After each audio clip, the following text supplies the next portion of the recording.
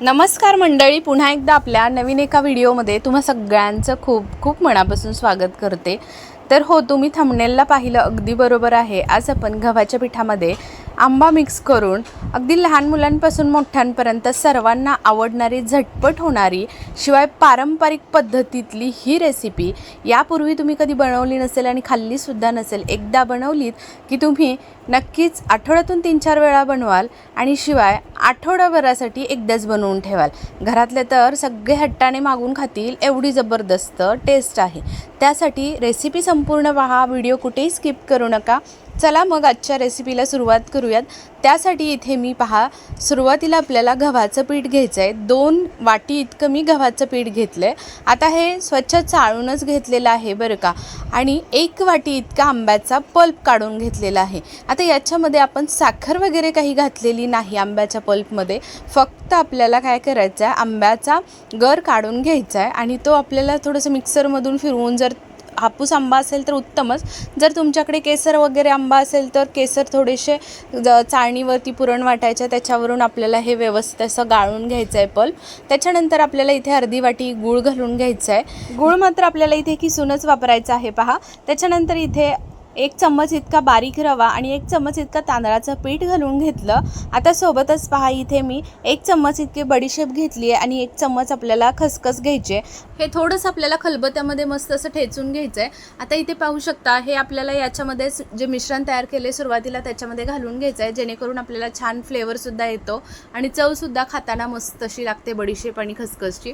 त्याच्यानंतर अगदी किंचितचं मीठ घालून घ्यायचं आणि सोबतच इथे 1 चम्मच इतकं मी वेलची पावडर घालून घेतलेली आहे। आता इथे ना पहा, व्यवस्थित अगदी पाणी न घालता सुरुवातीला आपल्याला जे आंब्याचा पल्प आहे त्याच्यामध्येच आपल्याला हे सर्व पीठ व्यवस्थित मिक्स करून घ्यायचं आहे। त्याच्यानंतर काही थोडंसं पाणी वगैरे लागलं तर आपण वापरू शकतो, पण सुरुवातीला जितकं जमेल तितकं आपल्याला या आंब्याच्या पल्पवरतीच आपल्याला मिश्रण तयार करून घ्यायचं आहे। आता इथे पाहू शकता, मी सुरुवातीला 1 वाटी इतकं पाणी घेतलेलं आहे आणि आता याच्यातील किती पाणी आपल्याला लागलं आणि किती शिल्लक राहिलं ते तुम्हाला मी लास्टला सांगणारच आहे।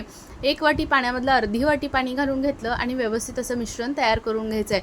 अजिबात याच्यामध्ये गाठी वगैरे ठेवायचे नाहीत, अगदी सरसरीत असं बॅटर तयार झालं पाहिजे।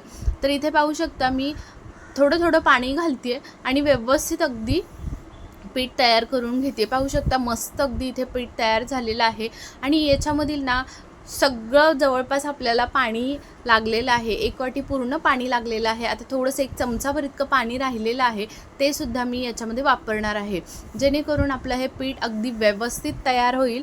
अगदी आपलं प्रमाणसुद्धा सगळं व्यवस्थित सांगितलेलं आहे, त्याच्यामुळे पदार्थ आपला खूप छानच बनणार आहे।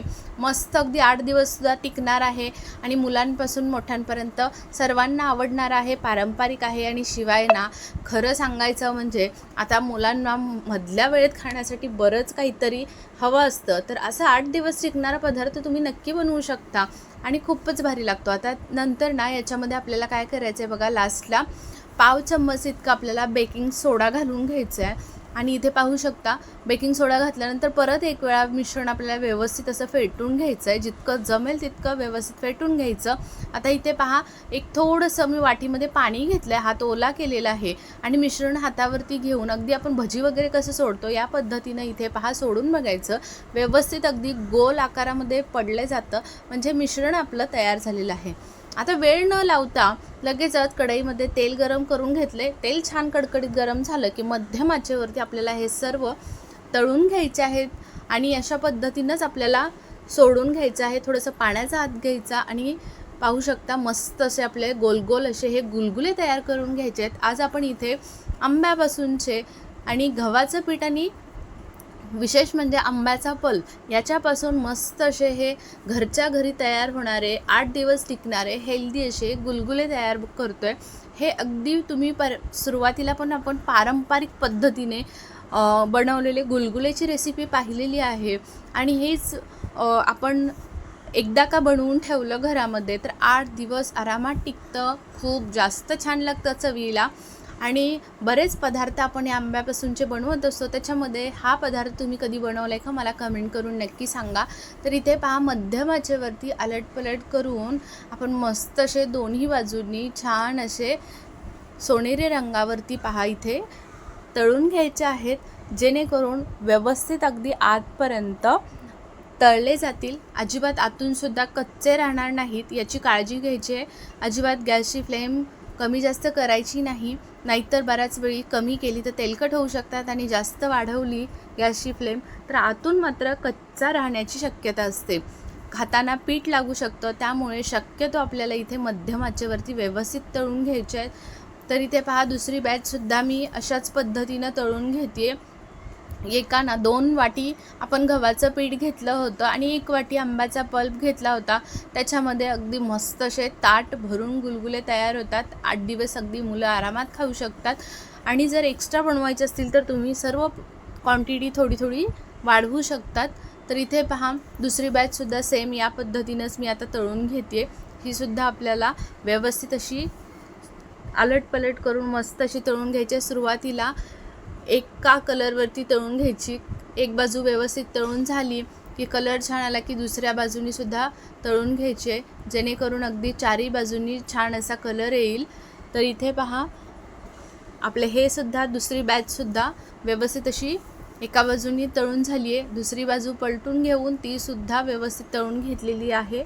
आता आपण ही सुद्धा काढून घेऊयात. तर अशाच पद्धतीनं तुम्ही सुद्धा नक्की बनवून पहा, खरंच खूप छान लागतात. एकदा का तुम्ही घरामध्ये हे गुलगुले बनवले तर आंबे असतील तर तुम्ही नक्की आठवड्यातून 3 ते 4 वेळा तर बनवून खाल, कारण 8 दिवस टिकतात ते टिकतात आणि संपतात पण लवकर. आणि त्याच्यामुळे नक्कीच तुम्ही सुद्धा थोड्या तरी प्रमाणामध्ये बनवा. खरंच खूप जास्त आवडतात घरातल्यांना आणि पारंपरिक पद्धत आहे. त्यामुळे कशी वाटली रेसिपी मला आजची नक्की कमेंट करून सांगात. आणि आपले हे व्हिडिओज तुम्ही संपूर्ण पाहता त्याबद्दल खरंच खूप मनापासून धन्यवाद. तर इथे पहा आपले सर्व गुलगुले तयार झालेले आहेत. अजिबात हे गुलगुले तेलकट वगैरे होत नाहीत आणि गोल मस्त पहा एकसारख्या रंगावरती तळून घेतलेत, त्यामुळे दिसायलासुद्धा खूप छान दिसतात. आपले बरेच असे साध्या सोप्या पद्धतीनं बनवलेल्या रेसिपीज आपल्या चॅनलवरती अपलोड आहेत, नक्की चेकआउट करा, खूप जास्त तुम्हाला आवडतील. तर इथे मी तोडूनसुद्धा एक दाखवते पहा, मस्त तयार झालेले आहेत, आतूनसुद्धा व्यवस्थित असे तळले गेलेले आहेत. तर तुम्हालासुद्धा आवडली असेल रेसिपी, बनवा, जास्तीत जास्त लोकांपर्यंत शेअर करा आणि मला कमेंट करून सांगायलासुद्धा अजिबात विसरू नका. तर माझा व्हिडिओ तुम्ही संपूर्ण पाहिलात आणि असे छान छान व्हिडिओ पाहण्यासाठी चॅनलला मात्र नक्की सबस्क्राईब करून त्याच्या पुढील बेल आयकॉन प्रेस करा. जेव्हा कधी मी माझे व्हिडिओज अपलोड करेन तेव्हा सगळ्यात पहिल्यांदा याचं नोटिफिकेशन तुमच्यापर्यंत पोहोचेल. चला मग असंच एका छान रेसिपीसोबत उद्या पुन्हा भेटू.